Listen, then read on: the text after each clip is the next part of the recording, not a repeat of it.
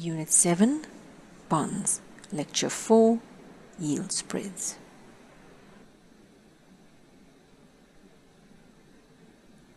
Up to now, we've spoken about yields, different yield measures, and spot and forward rates, which affect yields. Now we're going to talk about yield spreads. The yield spread is the difference between a bond's yield to maturity and its benchmark rate.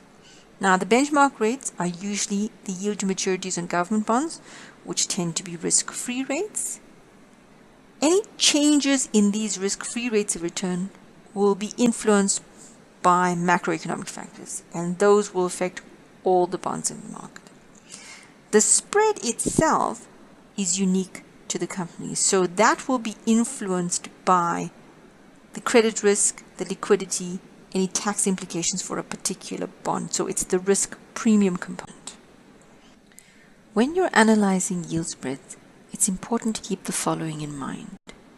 Each bond is unique by virtue of its own characteristics and the creditworthiness of the issuer, and this can cause yield spreads to be either positive or negative.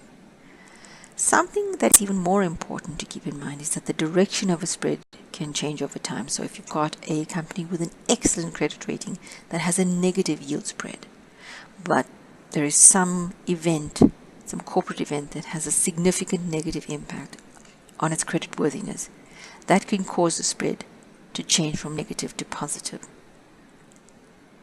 If you're able to anticipate changes in the size or direction of yield spreads, they offer profit opportunities.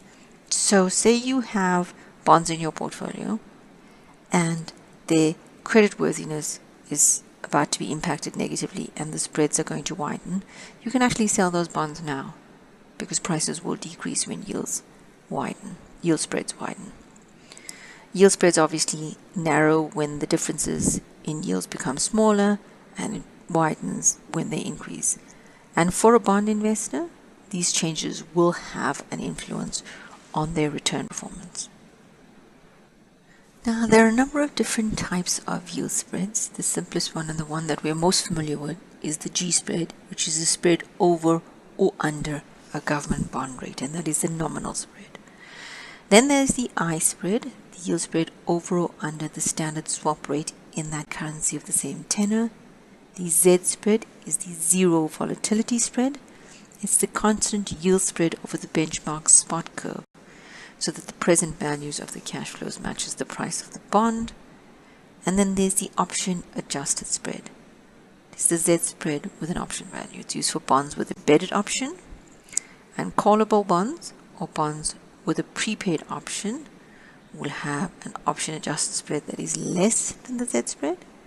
And for puttable bonds, the option adjusted spread will be greater than the Z spread. Going to look now at an example on how to calculate the Z spread.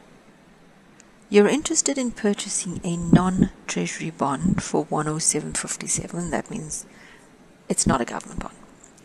You are given the treasury spot rate information in the table, and you're assuming that the non-treasury bond has a coupon of 9.6%. The Z spread that you're most likely to earn over the duration is either A, B, or C, and they would like you to calculate which one it is.